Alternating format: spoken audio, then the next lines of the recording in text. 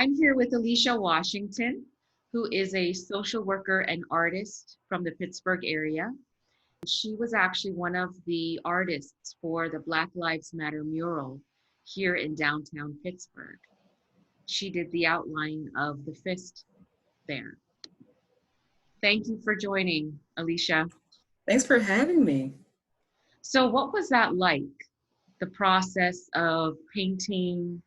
I know there were several artists you told me that contributed towards this painting. hmm Honestly, I was just honored to be there. I had a friend that was so nice to tag me in the Facebook post that the main artist who put everything together made, wanting Black artists to be a part of this, so we can put our names in history in some way. But when I got down there, I didn't know what to expect. And I jumped right in and I felt so good about it. The lead artist, Cameron Nesbitt, he is like a social worker. He's like everything you would want to be, had to have in someone who's leading a project like that. Because he was encouraging. I really was scared because it's like, these are big names that we were working with here. So, he was encouraging. Hey, Alycia, you did such a good job. He's inspiring. I watched him do a lot of stuff and help other people out. It was great. But on top of that, it's something that is bringing attention to, a really big matter. People may just see it as just some artwork, but it's so much more than that. And something that we hope that will stay here, and that will get not just local attention from Black people, but also national attention from everyone who needs to know that Black lives do matter. There's a reason why we are here, and we're using our creativity to display that. So it was a great opportunity. I would do it again if I had an opportunity to do it again.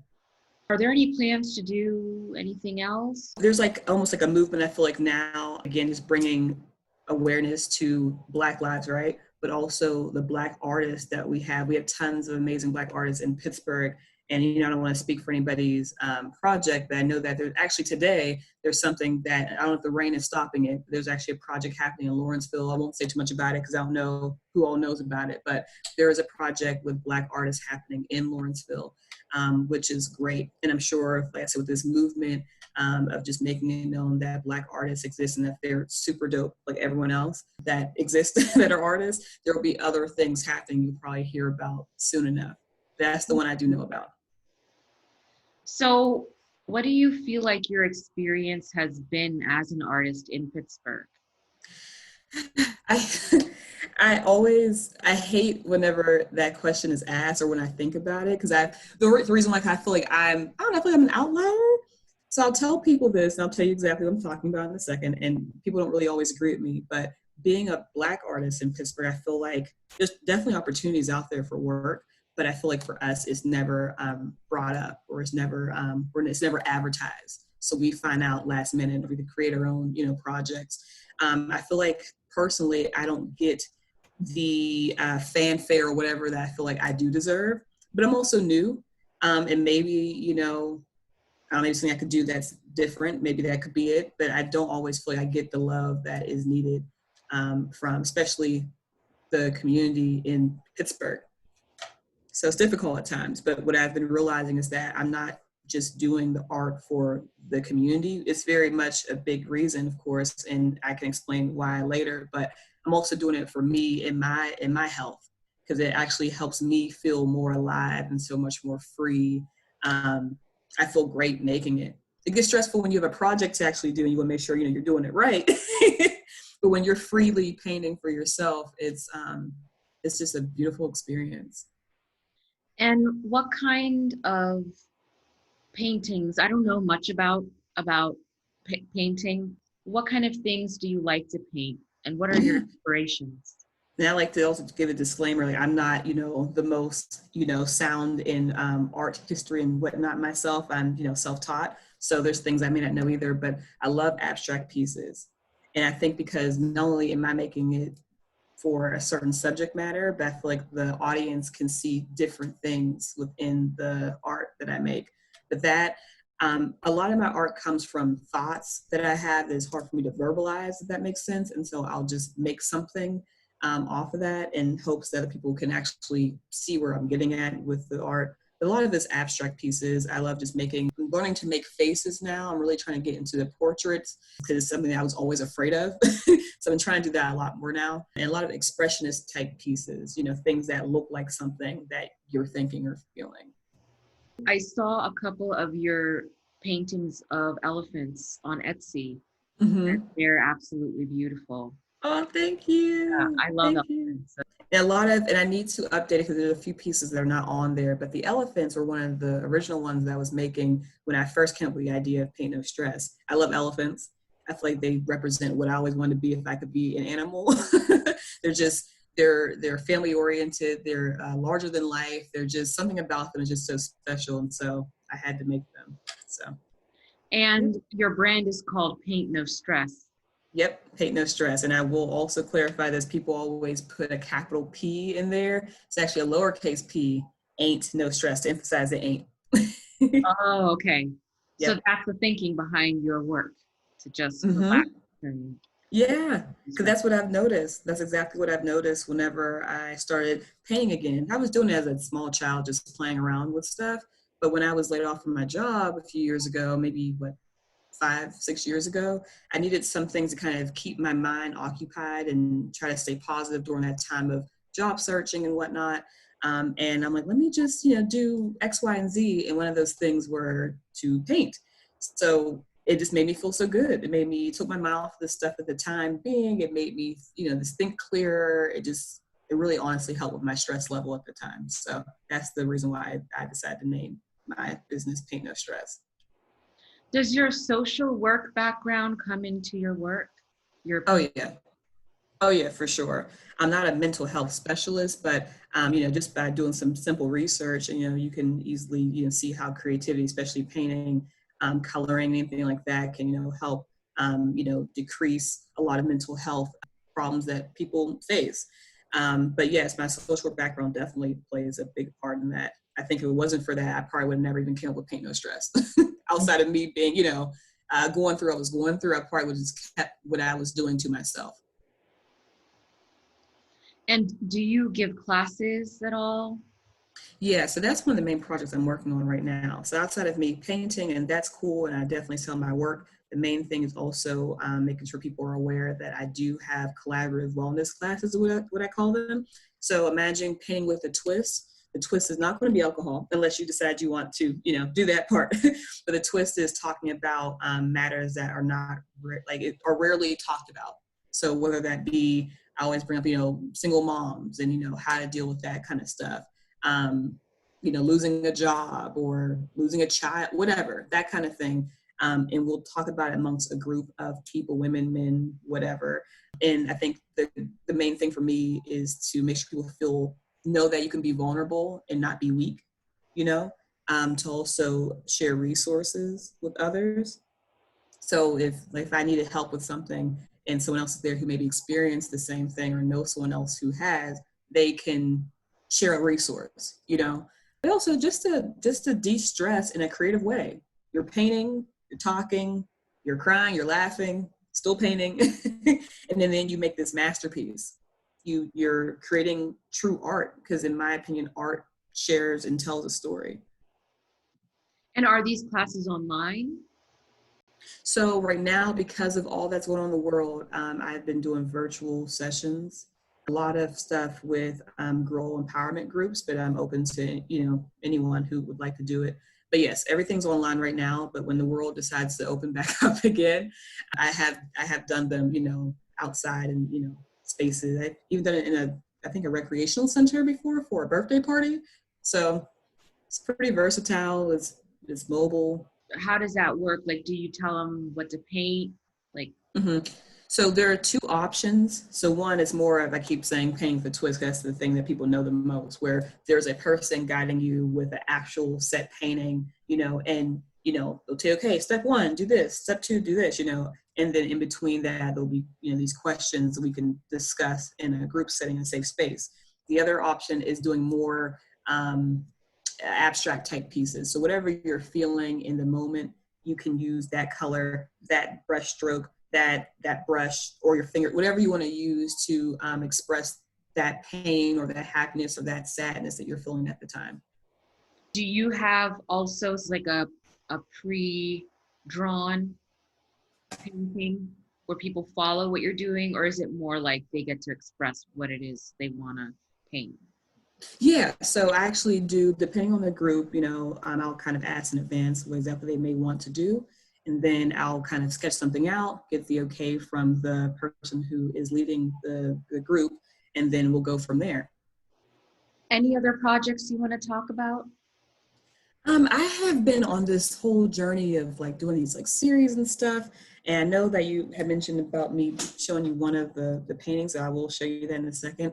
But because of all stuff that's going on in the world, it just really reminded me of just the past, the present, and the future of what freedom or racism looks like or looked like. And so I created like this trilogy series of what I personally think that looks like based on dreams I've had, based on thoughts I've had, based on future thoughts I hope to, see. If it's okay to show you now, I can show you the first one. But I'll explain the story behind it. So during like the height of COVID and the height of this, the Black Lives Matter movement, all these killings and things like that, I was having just the craziest dreams. Like it was the craziest thing. And one day I woke up, and I can't remember what the dream was, but I woke up and in real life, and on my phone, my thumb was on the phone, and it went straight to Amazon for some weird reason. Maybe I shop on Amazon too much. I don't know. But I was on Amazon, and it went straight to Langston Hughes, his first poetry book.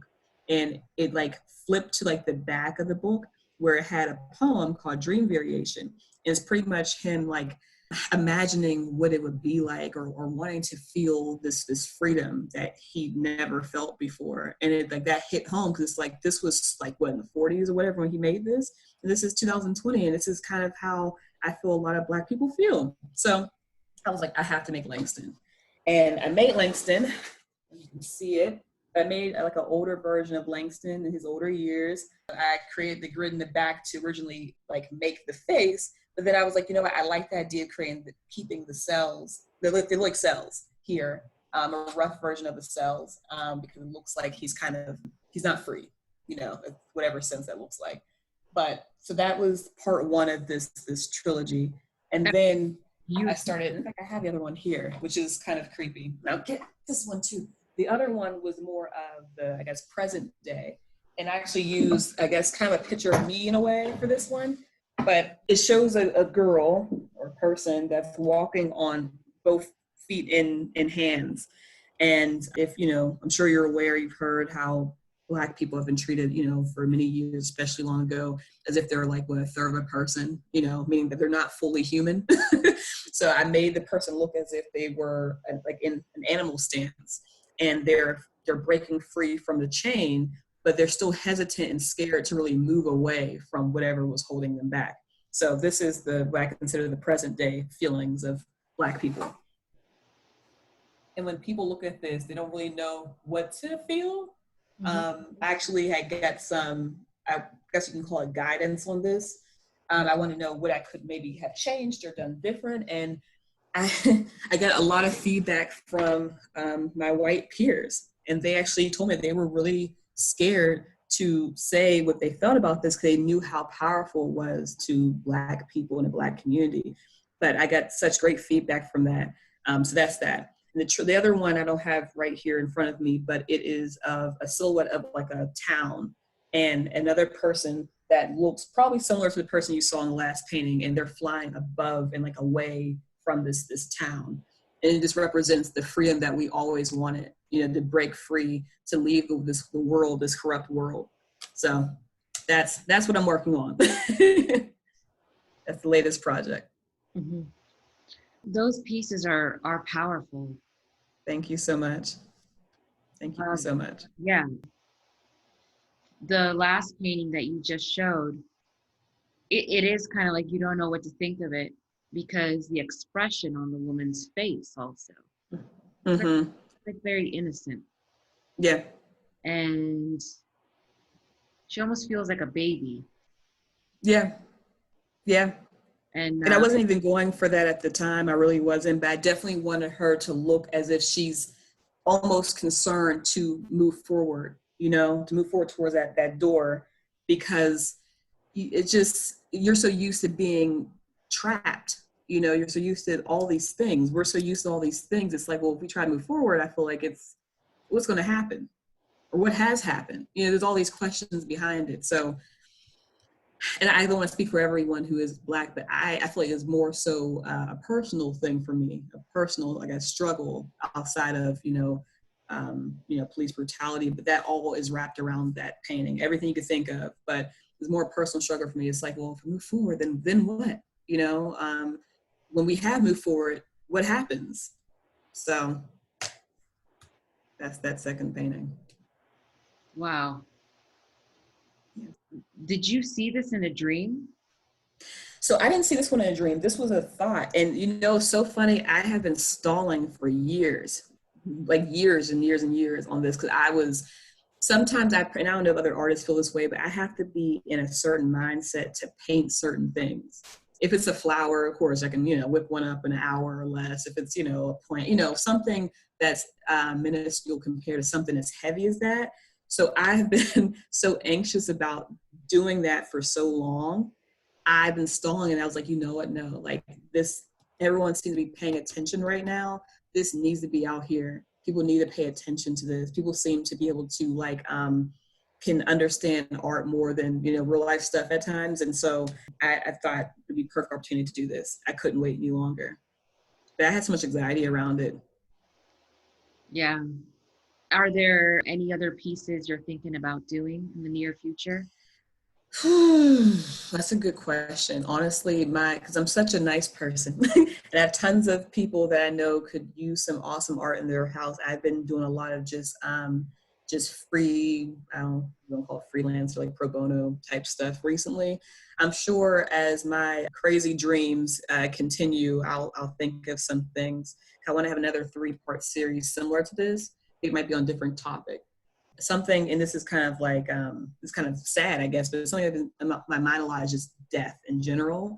And I want to kind of make it in a creative way that kind of discuss death, whether it be police brutality related deaths, or, I'm sure if you read what is it called? The gender equity report in Pittsburgh I think it came out last year. But, Black women are more likely to, get paid less, to have more health problems, to this, that, and the third. And maybe even talk about something like that, even, bring that to the table, bring it to that's part of me. I mean, I'm in that realm, I'm in that population. So I think it's always interesting to see the artists do something on behalf of themselves that reminds them of themselves.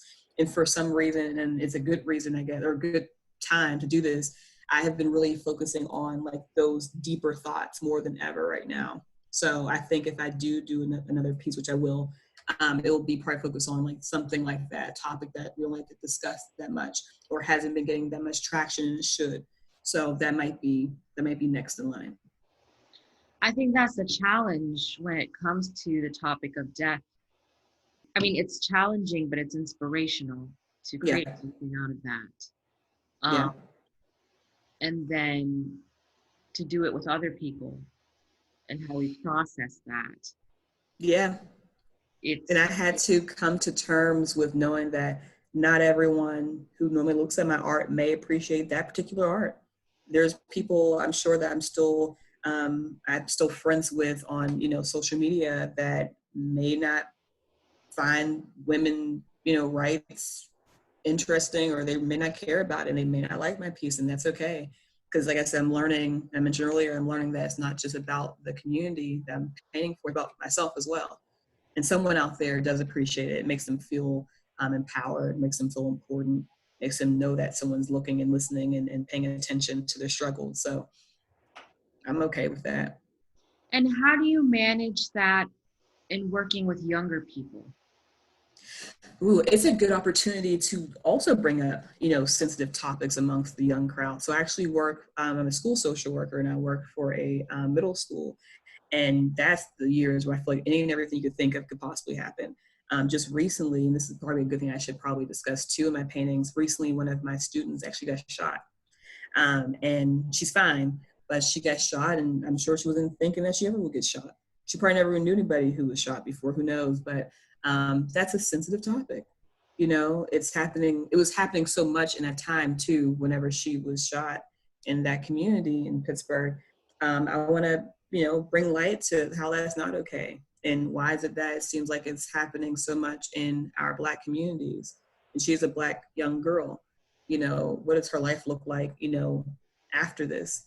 You know, there's so much to talk about. So I think that's a way to evoke, you know, these conversations, these feelings, especially with kids in that age group who are just realizing their feelings and stuff, but still have difficulty truly expressing how they feel verbally. And were you able to, so when you worked with her, like you did the painting and helped her express herself? So unfortunately, I haven't had an opportunity to do that because she was shot just recently. So school has been, you know, since school has been out. But I'm thinking out loud, I guess, that would be something I could bring to the table once school begins, whether it be virtually or once we, you know, if we get back to this building. I think that'd be really great. However, I've done some things like that in the school. It was more so about academics, just home life, things they want to see, the kids want to see improve within themselves. There was a big talk about, actually someone did pass away, we had a discussion about that. Someone's sister passed away in the school and we had a discussion about that, and they were just kind of painting freely and just feeling so safe about what they were saying. They didn't think twice about who's listening, who's watching, because they were so consumed with this creativity, this painting in their face. And it was just like, it was eye-opening. So there's things that you never hear these kids talk about, but they talked about that day.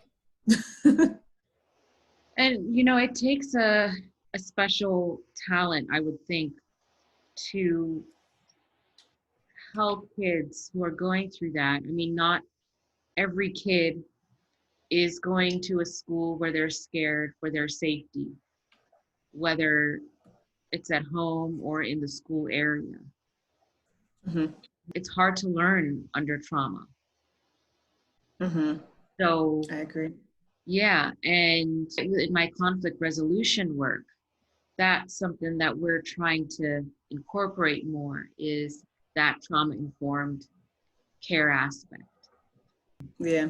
And it really is about, I feel, letting the kids express themselves, taking Mm-hmm. them out of this punitive atmosphere, Mm-hmm. context everywhere I feel like we are in, and, you know, giving them a safe space to let them just be, you know, letting them express what they're going through instead of keeping all of that stress inside, you know. Mm-hmm. Yeah.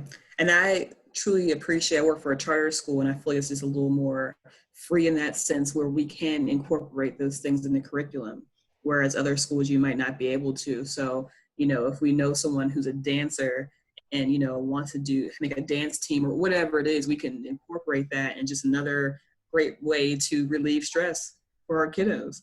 Or if we want to like stop class right then and there and we found out something happened with someone, we can stop the class and go into these circles or groups or painting sessions, and we could do that. And so I'm just so thankful that my school is like, I feel like is number one when it comes to that kind of stuff: conflict resolution, trauma informed care, all that. Hmm. And how involved are the school counselors? How do you work closely with them? So I guess I kind of take the role of both, to be Okay. honest. Just there's one school social worker / counselor in the middle school building, and there's also one in the elementary school building. But we are a tight knit group, and we work very closely together. And that's one of the things we're actually working on for this coming school year, whether it be virtually or in person, is to not just have it all land on the school social worker, counselor, principal, excuse me, et cetera, but to also have everyone in the staff be equipped to handle certain situations that occur, and especially within the classroom setting.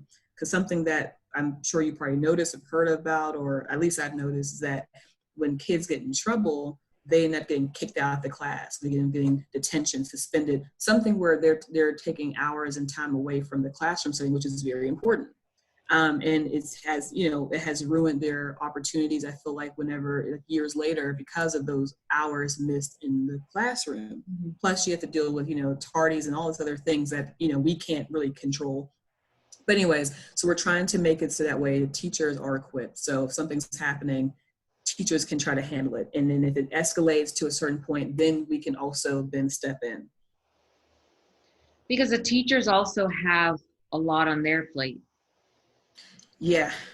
Yeah. And that's the part too, is like, hey, you have to also be considerate of that too. Luckily enough for the school I'm in, there's 3 teachers in each of the classroom, each of the main subject areas. So if one teacher is teaching a subject or whatever, one of the other 2 people can hopefully step in to kind of resolve the matter. And then if that still does not work, then, hey, they can contact Miss Washington or whoever else is around at the time to kind of also step in or to give encouragement or whatever. Wow, excellent. Mental health is important. Black mental health is super important. Don't ever downgrade it. Don't ever let anybody let you, think otherwise. For those who have tried traditional therapy and may not find it successful, there are other things out there, other ways to, try to get the help that you need. And if Paint No Stress is one of those things, then, you can come and find me on Instagram, paint_no_stress.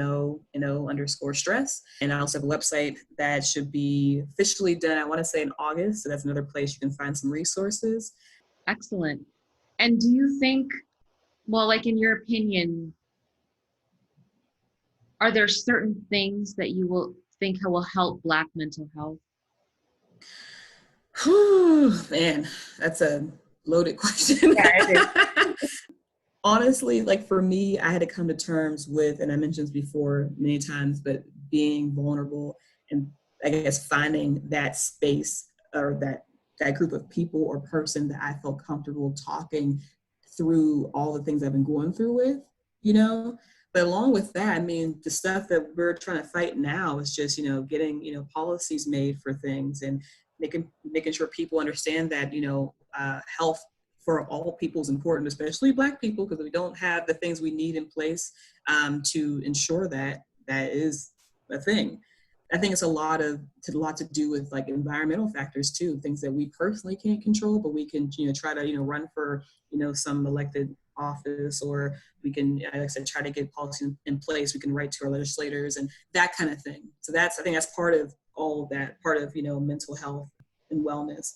But on a micro level, I think finding people that you feel safe enough to talk to, being vulnerable, don't feel you to take on this alone. I feel like we all feel we have to take on loads alone, and that's not the case at all.